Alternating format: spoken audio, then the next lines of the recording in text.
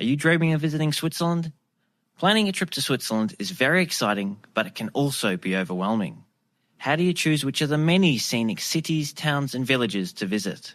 Which mountaintop excursions should you take? And what's the best way to get around Switzerland?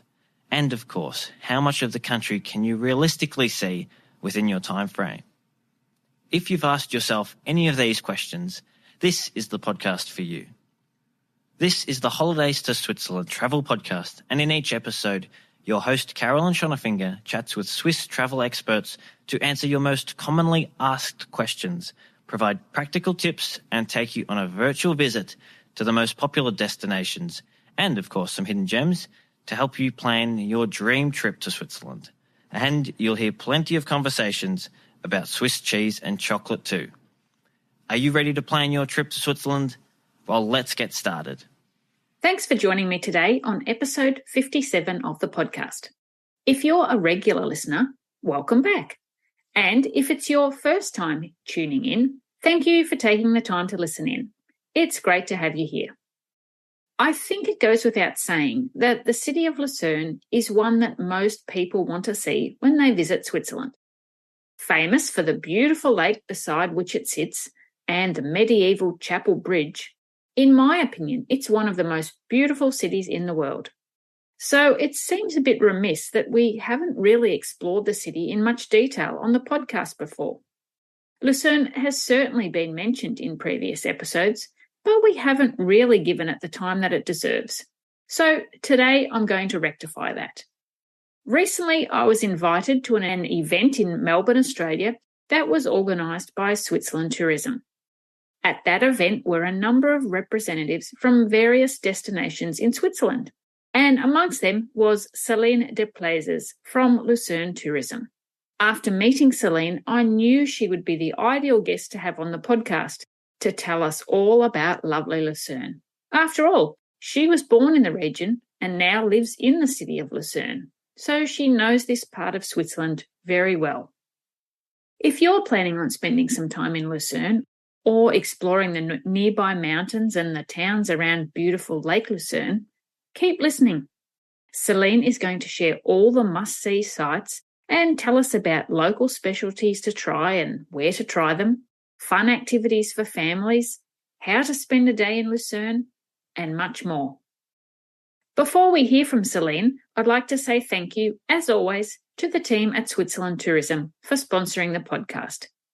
Make sure you visit their website, myswitzerland.com, for loads of inspiration and ideas to help with your Switzerland trip planning. If you need to go on a tour, you need Switzerland. Now, without further ado, let's hear from Celine. Welcome to the Holidays to Switzerland Travel Podcast, Celine. Thank you very much for joining me today. I'm looking forward to learning more about Lucerne, which I've been fortunate to visit a couple of times, and it's a really beautiful city, but I'm sure someone who actually lives there has got a lot of great info to share with us today. Would you like to start by introducing yourself and telling us a bit about your background and your role that you now have with Lucerne Tourism? Yes, sure. So thank you, Caroline, for having me. It's a pleasure. So we met 2 weeks ago or 3 weeks ago in Australia. We did, it was great to see you, yeah. I live in the city now, but actually I was born in Uri. So Uri is on the other side of Lake Lucerne. It's very rural, lots of cows, of course, but a beautiful place, great spots to do hiking. They also have a great ski destination, Andermatt. Some of you may have heard of it. And I spend most of my winter days up there. It's just, wonderful. And of course, I did my apprenticeship at the bank first, typical Swiss. But I knew that tourism is where I belong and where I want to work in. I love traveling, learning more about the different cultures, just meeting new people around the world. And I was in Australia for 4 months back in 2016 in Brisbane, where I did I was there to learn some English or to improve my English. But yeah, I was just too short. We did some travel afterwards, but Australia is such a big country. It's just, I need to get back. And then when I came back, I started studying tourism in Zurich. And so the study was, we did 1 year of school, then I made my internship with Switzerland Tourism in New York. And that was a great experience. I gained lots of insights into the tourism industry in Switzerland. I got to understand how it works because it's quite complex, although it's such a small country. When I finished my studies in summer 2020, the worst moment to finish tourism studies because there were no jobs available, obviously. But I was lucky enough to get a job in the event industry, which is funny as well because events, was nothing as well. But the company I worked for, we did bigger TV events. So those took place anyway in some way or another. And then mid-August this year, I was lucky enough to start working with Lucerne Tourism. So I'm quite a newbie still. But I'm now responsible for the market, Australia, New Zealand, then Korea, Southeast Asia, Spain, and also the Nordics. And so far it has been amazing. As I said, I was in Australia a couple of weeks ago, and it was great to meet all those people and to tell them about our beautiful city, the region. It's a great pleasure to represent the region I grew up in. It's just a beautiful, beautiful place. Yeah, I can imagine it. As I said before, it is a magical city and would not be difficult at all sharing how much you love it with everyone else. So what a great job to have. Now, I think most of our listeners have probably heard of Lucerne, but not everyone would be familiar with the history of the region because this part of the country played a significant role in modern-day Switzerland or Switzerland as we know it today. Can you give us a bit of a quick history lesson just to let the listeners know about the history of Lucerne and how it plays a role in Swiss history? Yeah, sure. So to be honest, I had to do some research myself because in Switzerland we learn a lot about history, but unfortunately somehow Swiss history it's not a big topic in schools here. It's more like German history and stuff. But I learned something as well, and I will tell you now. I hope you understand. Otherwise, once you're in Lucerne, I always recommend doing a city tour. It's a 2-hour city tour, and you will learn lots about the history as well. So, Lucerne is the capital of central Switzerland. So we're right in the heart of Switzerland. It's the 4th largest agglomeration of Switzerland, and it owes its development to its great geographical location because it has been very important. So the northern and to the south, the transport axis, and of course also to its picturesque scenery of this region. So tourism is still and has always been a very important industry for us. But let me start from the beginning. So I will tell you some years and numbers. So historians say that the city hasn't officially been founded. There was smaller settlement near the lake during the Roman times and earlier. Then in the 8th century, the St. Leodegar monastery settled in Lucerne. And because of them, a marketplace developed around the Royce Bridge. So the Royce Bridge is the oldest bridge in Lucerne. It's not the Chapel Bridge. Chapel Bridge is the most famous one, but it's Royce Bridge. And it connected the monastery with the court. So there's a river in Lucerne, and the monastery was on one side, and the court was on the other side. And then the year 1178, that's the year where the historians see the birth of Lucerne, because the parish was transferred from the monastery to the city. Then, some years later, in 1220, another important year for the region because the Gotthard Pass opened, and that created new growth for the whole city and the region because it was important, because the transport of goods was just easier now with this connection. Then in 1291, which was actually the year when the Confederation of Switzerland has been founded, Lucerne has been sold to Rudolf from Habsburg. He was a German king, and he had a great impact in the whole history of Lucerne. because the city population obviously wasn't happy about the autonomy of the Habsburg. And then the city and the other forest cantons, which is Uri, Schwyz, Obwalden and Nidwalden, they used to be Unterwalden and Lucerne. They formed a pact and they enjoyed all the same rights for many years because the city sometimes was a bit better off than the rural countries in the countryside. Then in 1386, the Confederation won the Battle of Stammdach, which is another great success for them because they freed themselves permanently from the Austrians, so from the Habsburgs. And it was then when the Museck Wall has been constructed. In 1800, Lucerne was still a very small town. It only had about 4,300 inhabitants. But it still had a very dominant position because, as I said, Lucerne was one of the countries the cantons that actually founded Switzerland. So Switzerland has officially been founded in 1291. All the four forest cantons, as I said before. And although the city, so the first city in the Confederation was Lucerne, and it has a special position, so it was predestined to be the Swiss capital, but they were in this so-called Sonderbund alliance, which was a defense protection.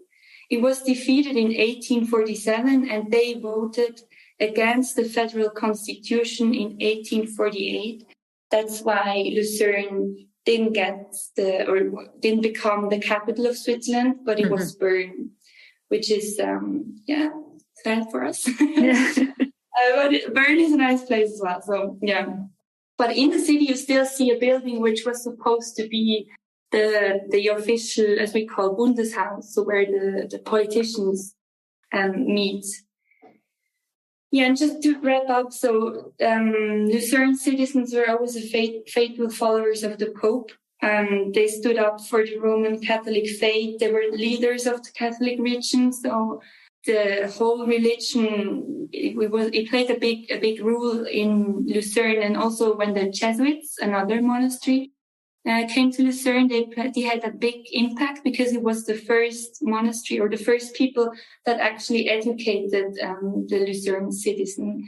And maybe some of you know the beautiful Jesuit church, which is right beside the river.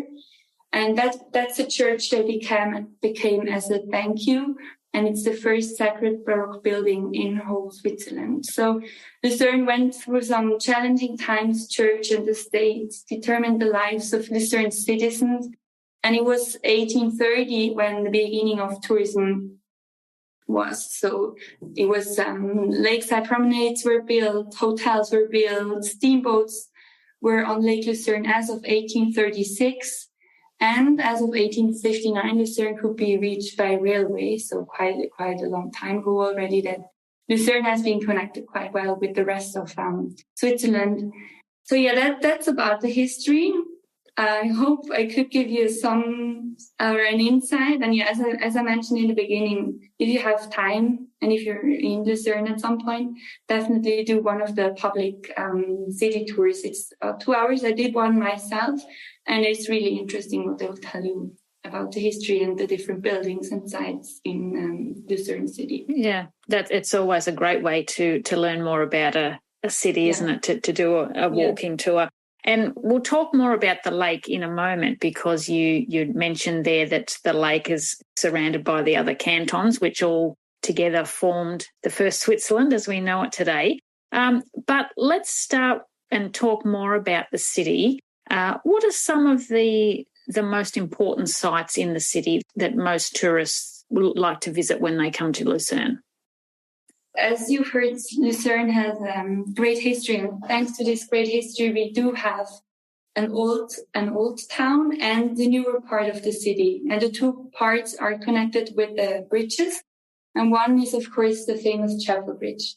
It's the oldest preserved wooden bridge in Europe, and it's also the most photographed site in Switzerland. So you can't go back to Australia without having a picture of the Chapel Bridge and yourself. The bridge was built in 1300s, and it was built to actually connect the churches. So people could go to church without getting wet when it rained. So there was no reason why they shouldn't go to church. So you see, religion has played a big role in history in Lucerne. Unfortunately, it burned down in 1993 because some stupid guy, he was walking over the bridge and just threw his cigarette into the river, which of course is already bad. But then, unfortunately, there was a boat, and in this boat there was petrol. So it exploded and the whole bridge burned down. They rebuilt everything and reopened it in 1994. And it's just, you can't miss the bridge. It's so beautiful. There's also the water tower right beside the bridge, which actually has been there before the bridge itself. The water tower served as an archive, a city treasury, and it used to be a prison as well. If you pass the bridge, you have to look up as well, because there are lots of paintings, mostly made in the 17th century, and they also served educational reasons. So the citizens were looking for ways to educate their people. So they painted paintings and put them on the seat of the bridge. Unfortunately, lots of them got burned as well. So they're not there anymore. Then I've mentioned the Jesuit church, which is the church that has been connected with the chapel bridge to another chapel. I mentioned it before. It's a beautiful Baroque building. Go inside and have a look. There are no official, how do you say it in English? I can't remember the word. Like official events in there, because it belongs to the city. It's not a village or a monastery that belongs the church to. Then the city walls, it's the 800-meter long wall. It has 9 towers. 4 of them are open and you can visit them from April to end of October. During winter time, they are closed because it's just with the snow and ice, it's too dangerous. And then also across the bridge, so in the older part of the city, there's the Dying Lion Monument, an impressive monument made of stone. It's 10 by 6 meter, 10 by 6 meter wide. And it honors the Swiss guards who died in Paris in 1792. So it was about 1,000 Swiss guards that protected the life of King Louis when the revolutionaries stormed the king's residence. And one of the guards who was on leave in Lucerne, obviously he didn't die, but then he initiated the creation of this monument to honor his fallen colleagues. So very nice. Yeah, it's a very moving monument, isn't it? When you see it really touches you. Yeah, it's such a nice place as well. Nice. Yes, the whole setup there. And right beside the monument, there's the glacier garden. It's all about geology, travel back in time to discover how Lucerne looked when glacier covered the land. And you also learn how the mountains were built. So it's a really interesting and educating museum as well. And also in this corner of the city, there's the Bourbaki panorama. It's one of the few remaining monumental circular paintings in the world. So it was Eduardo Castres and his 10 colleagues who were working on this picture. So it's big, and it shows a scene when the General Bourbaki's defeated army is crossing the border back to Switzerland. So those are some of the sites that you should definitely visit when you're in Lucerne. But it's just also nice to walk around the city, enjoy the beautiful old town, the train station or the concert and convention center on the newer part of the city. There's a lot to explore. One thing we didn't talk about there is in the old town, the buildings, the facades of them, a lot of them are painted and they have the beautiful oriel windows. So if someone is strolling around in the old town, they definitely need to look up and look out for those too. Yeah. There's actually even a dedicated city tour, which is just talking about all the paintings on the walls with a lot of them again have religious backgrounds and show pictures that people should educate. Mm-hmm. So it's a really, really interesting, Yeah, great. There are lots of other museums in Lucerne as well, including my favourite, which is the Swiss Transport Museum.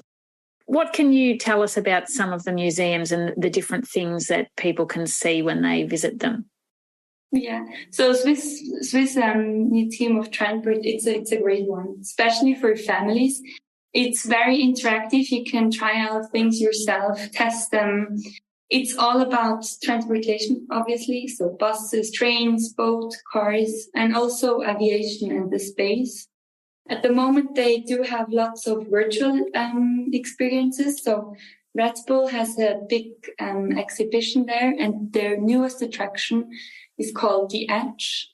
And it's actually where you could climb the Matterhorn. So what you do is you get those virtual reality glasses, then some sort of it looks like a backpack, and you get those gloves for your hand, and then you're climbing this wall, and in your glasses, it looks as if you're climbing Matterhorn. So a really nice experience. You don't need to buy a ticket for the museum. You can just go there and just do that. You need to wear closed shoes, though, because when I was there, I only wore flip-flops, and they were like, no, you cannot do that. Well, you can't climb the Matterhorn in flip-flops. No. You see, you need proper shoes. Exactly. They also have the chocolate adventure in the Swiss Museum of Transport, where you will learn how chocolate is being made, where it comes from. And of course, at the end, you get some chocolate to taste as well. And they're extending the whole museum. They're building a new exhibition hall for the trains. And also energy will be a topic, because with the whole transportation, that's also something they want to pick up and educate people and kids about. Then we have some art museums and some musicians. Some of you may know Richard Wagner. He used to live in Lucerne for a couple of years. The museum itself is a bit outside the city. It's about, I'd say, 10-15 minutes by bus from the train station. It's a beautiful location overlooking the lake, and certainly a must-visit place for all music enthusiasts. And then the art museum in the Concert and Convention Center, and then there's another one. It's called the Collection Rosengart. That one is in the middle of the city. It's a collection of works of Pablo Picasso and Paul Klee and lots of other artists. And the whole museum or the collection belongs to Angela Rosengart. She's the founder of the Rosengart collections. And it started in 1978 when Siegfried, so her husband, and Angela Rosengart presented the city of Lucerne with 8 masterpieces by Picasso for the 800th anniversary of the city. So in 1992, they set up the Rosengart Foundation because they didn't want to keep their beautiful paintings for themselves, but they wanted to share them with the whole population. And I've heard that because she's still alive, that she's there every Saturday morning herself and showing around the visitors in the museum. So she's a very, very proud woman, and it's a great place to go for all of us. I mean, I'm not I don't know a lot about art, but it's still, very impressive to see the paintings there. Well, that's a great tip. If you're in Lucerne on a Saturday morning, definitely go to the museum, because you might find the owner. I don't know if it's true, but when I was on the city tour, they told me that she, with her shopping bag, she would go there and see if all the paintings are still there and take people around. So, try to find her. Yeah. And also, we have this museum pass. So in the city, there are 9 museums. And if you have the museum pass for 2 consecutive days, you can visit all museums. So if you see the weather is not good, that might be a bad weather option for you. Okay. And apart from the Richard Wagner Museum that you mentioned is a little bit out of town, are all the other sites that we've already talked about, are they all within walking distance? Yeah, I mean, Lucerne is it's a city, but it rather feels like a big town. So everything is in walkable distance. The Swiss Museum of Transport is also a bit outside. So there's a beautiful lake promenade. You can walk from the city center to the Swiss Museum of Transport. It's probably about 30 minutes. And otherwise, there are lots of buses. You can also take a boat to get from Lucerne railway station to the Swiss Museum of Transport. It's about a 10-minute beautiful boat ride. But otherwise, I live in the city myself, and I lived there since 2 years, and I took the bus probably once or twice. Normally, I walk or I take a bike. It's not big. Okay. Oh, great. Right. So we know lots of things now that we can do in Lucerne, but it's also a great base for enjoying some of the wonderful mountain excursions that are in the area. What are some of the most popular mountain day trips to do from Lucerne? So there's a lot to explore, actually. But of course, there are the famous ones.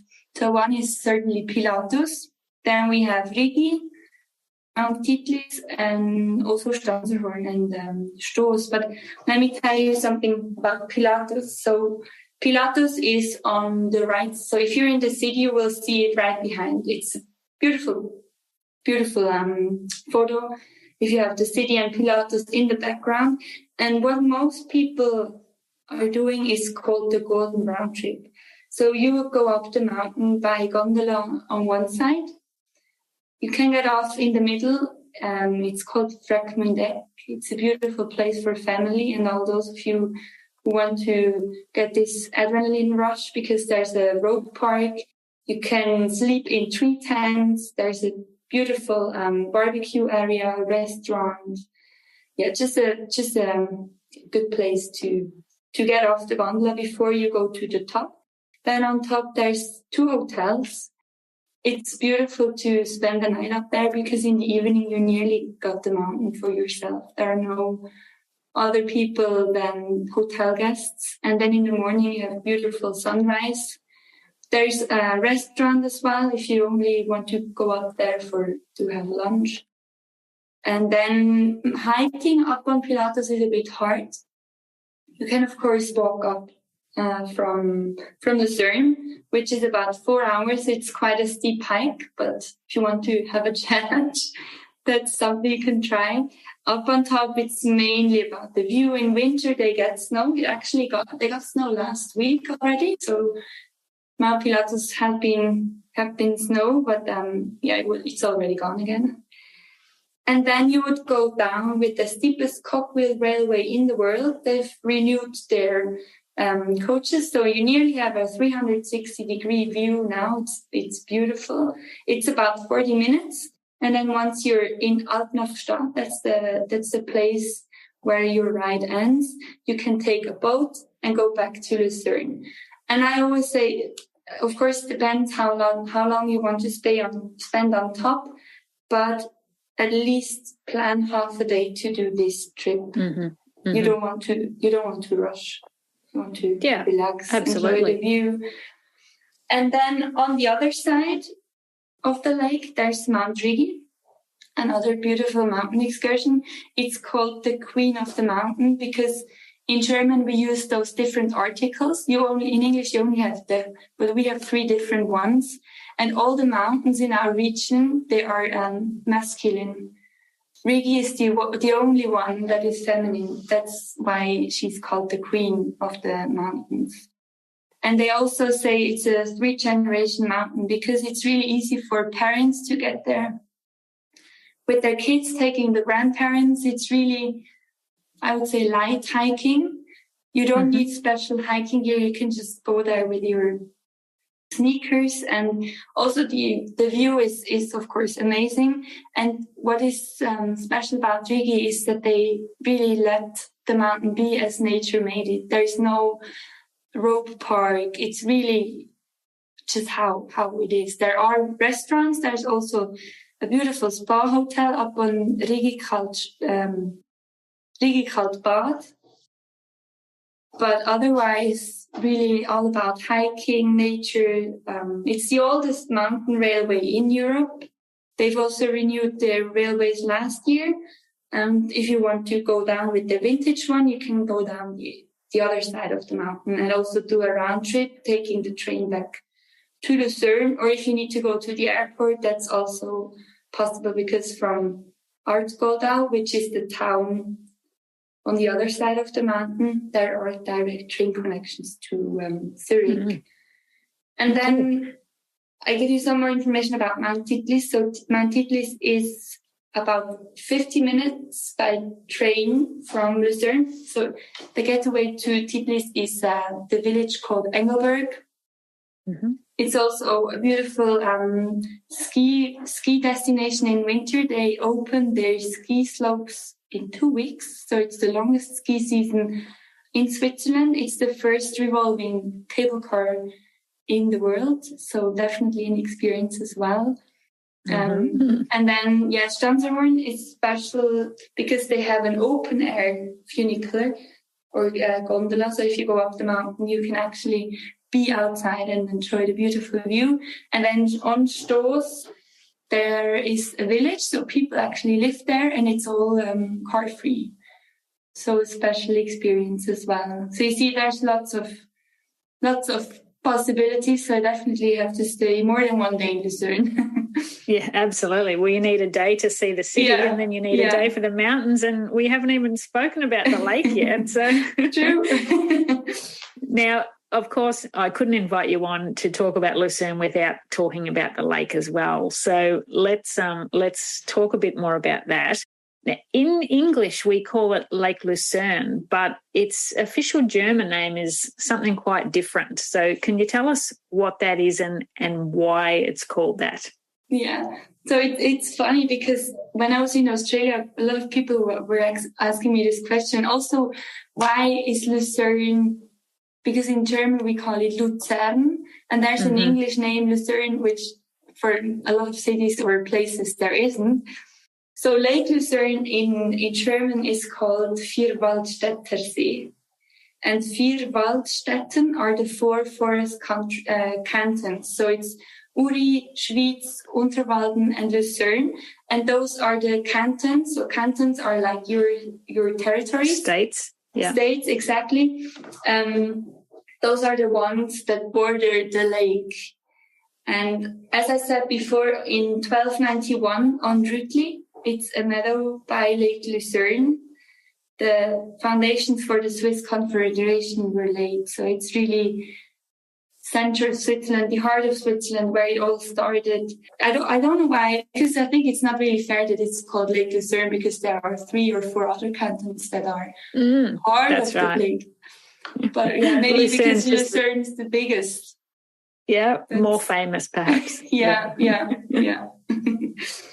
All right. So with being such a beautiful lake, obviously lake cruises are going to be very popular. What sort of boat trips can people do on Lake Lucerne? Because I think there's quite a few different types. So you can do pretty much everything on lakes. There are, of course, the regular boat cruises. So the regular schedule, that one is fully included in the Swiss Travel Pass. There are steamboats in summer, and in winter there is a limited schedule, but the boats are still operating 365 days a year. So the lake doesn't freeze. It's too big and too deep to freeze.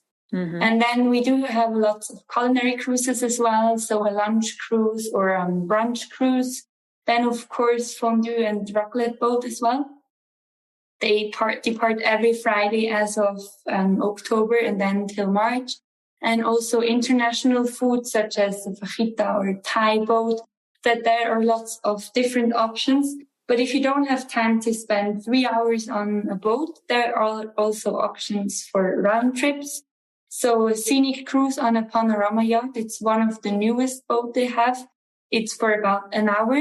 There's also an audio guide on the boat, so you will learn something about the city as well while enjoying the beautiful view. And then another option would be the Bürgenstock Express, which is actually the shuttle bus or a boat for the hotel guests. But instead of getting out at the hotel, you just stay on the boat and go back to Lucerne. That's fully covered by the Swiss Travel Pass as well.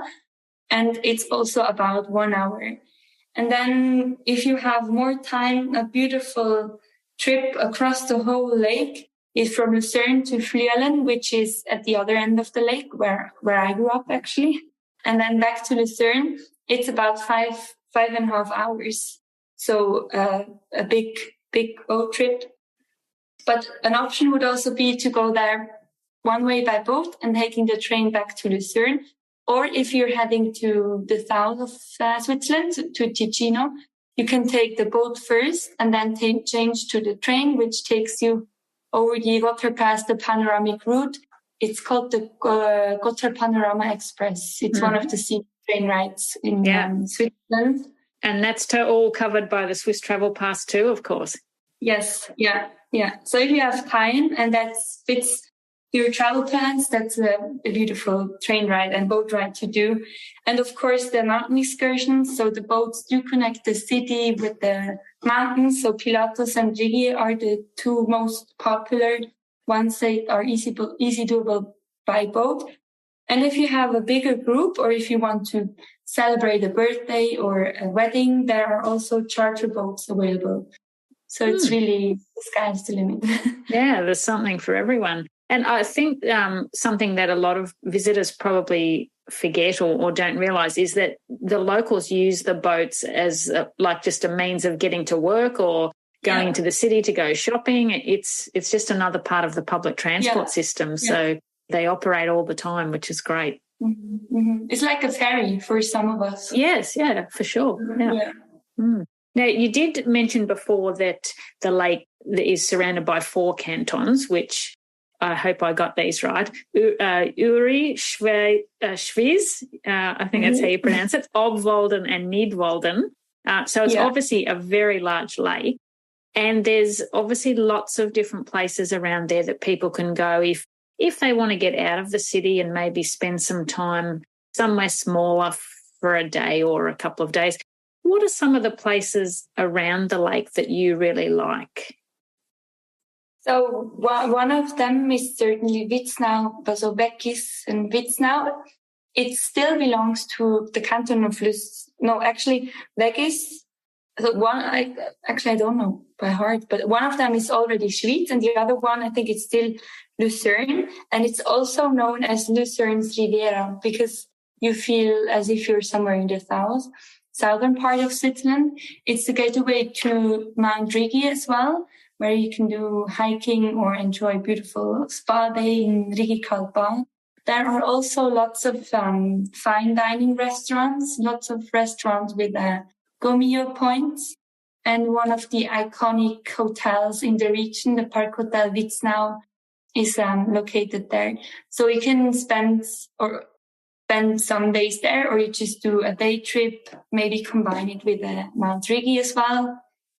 Then another beautiful place beside the lake is Brunnen. It's in Canton Schwyz.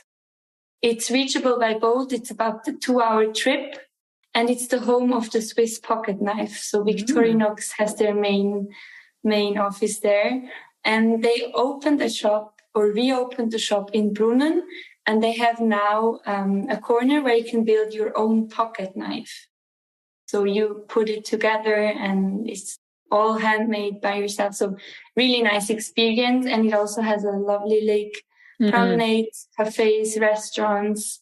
So that's a place where I often went because it's also very close to where I grew up. And it feels different there. It doesn't feel like central Switzerland anymore. It feels... I actually stayed there for a couple of nights a few years ago. But yeah, somehow I missed that pocket knife experience. But I'll have to. But it's beautiful there along the lake, and there's some lovely restaurants. And I don't know, you kind of, the mountains are so close, like it's like you're in a bit of a fjord, really. Mm-hmm. Yeah, true.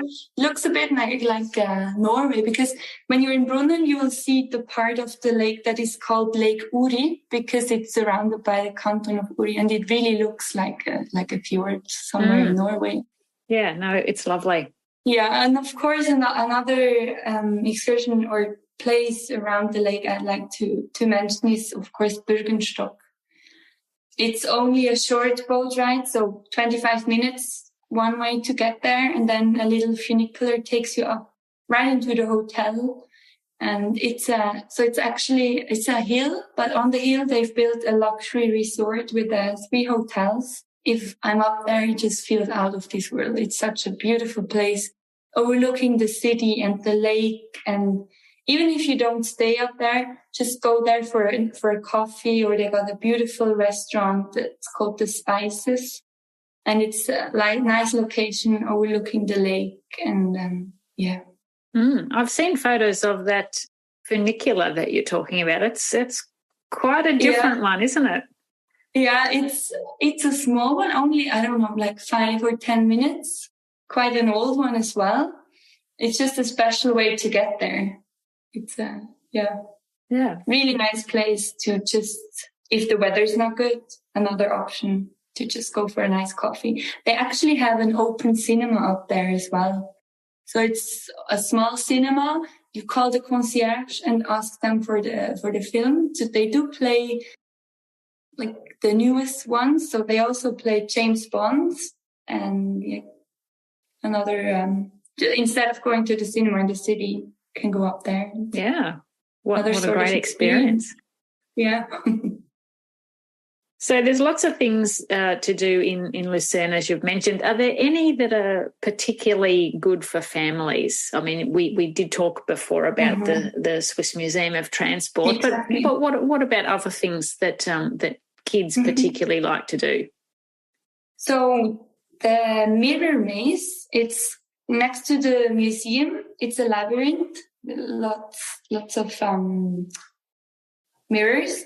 And it's great fun for kids. They also have these mirrors where your body would be super tall or super wide. Just, quite funny.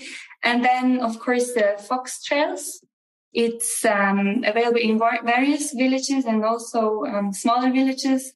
Of course, also in the city, it's a great option to explore the place in a different way. So you would solve tricky riddles and chasing the fox. And hopefully at the end you will find him. There are trails as well, like food trails, where you will explore local food as well. And of course, a lake cruise, you can also do it if the weather is not good. Or then, as I said, Fragment Deck, the rope park, that one is closed during winter. But in summer, that's definitely also a nice place. It's not too far away because it's halfway up Mount Pilatus. And there's always chocolate, of course. There's always chocolate, yeah. So in Lucerne, we have Max Chocolatier. He's very exclusive chocolatier. It's not like Lindt or Gaille, which you get pretty much in every store. Max Chocolatier is very exclusive. They have a store in the Old Town, and you can also book a chocolate experience with them where you would learn about chocolate. You do your own truffle, and definitely also something that kids love. And adults too. And adults too, of course. Yeah.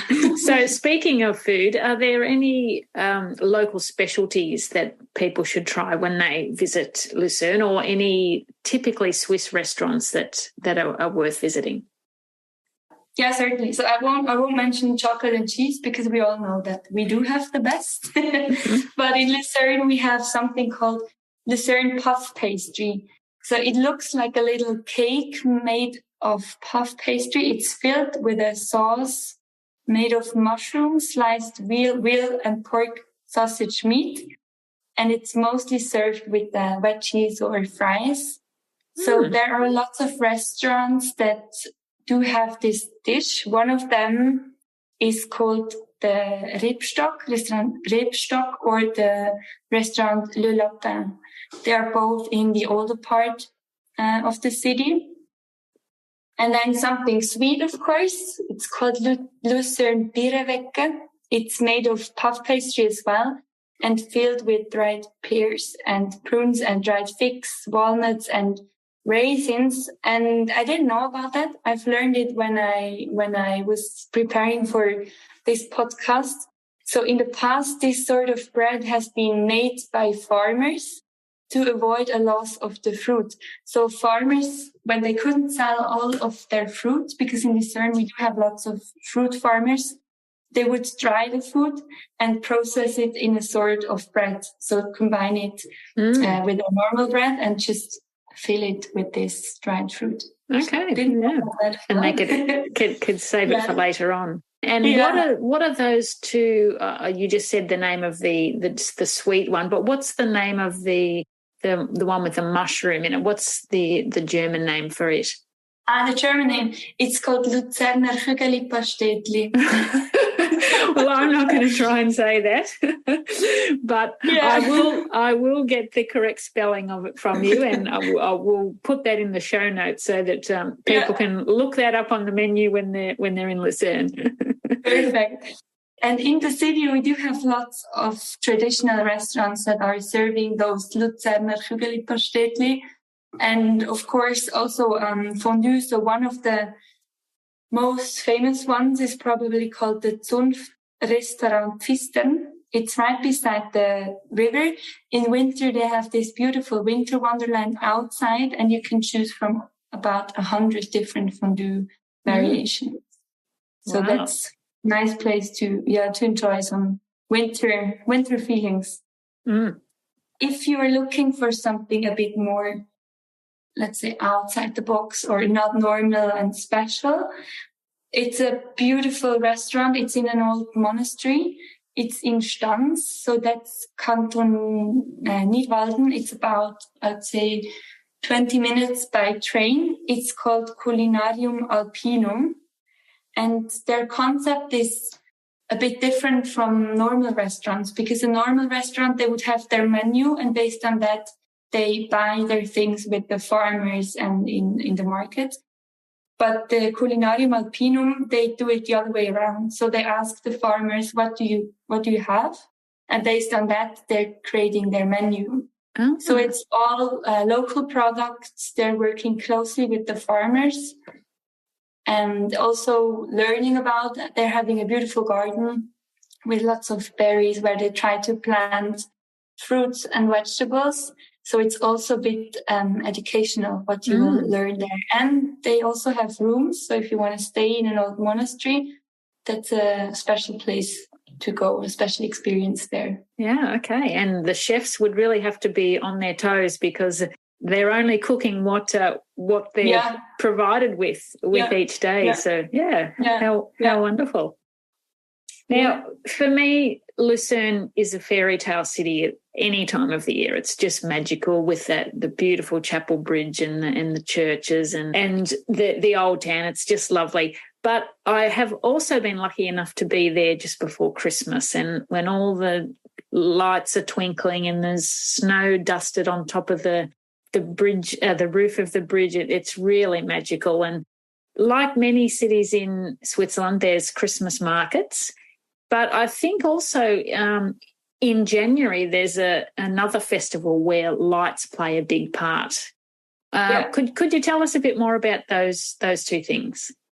Yeah. So in January we have the Light Festival Lucerne. We call it LILU, Lichterfestival Luzern, and there will be beautiful light installations all over the city. It's all for free, so you just wander around the city and enjoy the beautiful light installation. It's made by various artists. They do change every year. There are also installations inside churches with organ music. So, for example, in the Jesuit church, that's one place, and it just gives the city a different atmosphere. It's lots of food stands as well, mulled wine, of course. Just a beautiful experience. And what about the Christmas markets? How long do they run for? So there's multiple Christmas markets, but most of them start beginning of December and end around Christmas or end of December. There's one called Rudolph's Garden, which is right beside the lake. They open mid-November, and that's mostly. They have a big fondue hut there as well. They have a bar, lots of food stalls and drinks. It's not really a Christmas market. It's more you go there for a drink or food, but it's also beautiful with the lights and everything. And beside that one, in front of the Concert and Convention Center, there's also the Life on Ice. So that's an ice rink. It's also for free. You just need to rent your ice skates. And it's also a beautiful atmosphere because the city on the other side of the lake is beautiful, and you just go there and indulge into those Christmas feelings. I already look forward to this time of the year. I don't blame you. Yeah. Definitely something to look forward to as the end of the year approaches. Yes. Okay, so if you were going to show a first-time visitor around Lucerne in just one day, where would you take them? So the claim of Lucerne, Lake Lucerne region, is the city, the lake, the mountains, and that's really what you need to do. So I would take them around the old town, showing them the beautiful restaurants, taking coffee by the river, and then we would hop on a boat, do one of the mountain excursions, so either Pilatus or Rigi, and then having lunch up there, maybe do some hiking if you have time and the weather allows it. And then in the evening, going down back to the city and having dinner in one of the traditional restaurants, and then trying this Lucerne puff pastry. That's what I would do. So you have the city, you have the lake with the boat cruise, and you do a mountain excursion. So you got everything. You got Switzerland in one place. Yeah, absolutely. The perfect day. Yeah. Now, before I let you go, have you got any local secrets about Lucerne or the Lake Lucerne region that you can share with us? Yeah, I won't tell you too much. You need to come and see for yourself. I mean, there's so many things. And what I always feel is that Lucerne, it's a city, but it's still a small town. So people are still down to earth. There is lots of culture, tradition. And I always recommend people, of course, doing those main things, seeing the Chapel Bridge, doing this mountain excursion, but also take your time to explore things off the beaten track. So we have something called Route 1291. It's a beautiful e-bike route, multiple stages. It would take you all around the region, also to places which are a bit more rural. You would buy things in local farmer shops, meeting the locals, seeing how they live. It's really, I think that's what then makes the whole stay in Switzerland memorable. If you're not just with the main touristy things, but taking your time and really indulge into the traditions, the culture, meeting the locals. In the city as well, there is, of course, the old town, but then there's also a part of the city called the Bruchquartier, which is a very, there are lots of local shops. The locals, we live there, we go there for drinks, restaurants, bars, just wander around this part of the city as well and seeing how life really is. Because often with the touristy places, lots of things are probably made for tourists, and locals would avoid those places. So my recommendation is to really take your time and explore Lucerne off the beaten track as well.